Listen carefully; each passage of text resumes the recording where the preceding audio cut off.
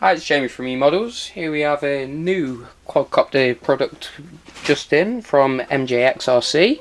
It's the iHeli. It's a 4-channel 3-axis gyro quadcopter, and it's one of the entry-level ones that we're getting.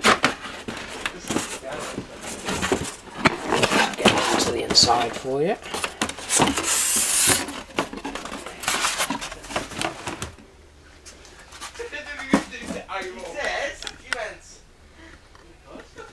There we go. Right, what we have here is seemingly a 4-channel radio set. Maybe 5, sorry, because we've got a button on the back. Or 6, or 7, or 12. It does come with a full set of props, spare.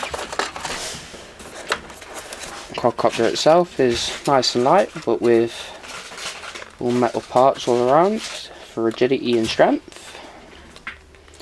And we'll be giving this a test fire later on. Are you going to put it on charge? Yeah. How do you put it on charge? Yeah, that's the point. The charger is just underneath.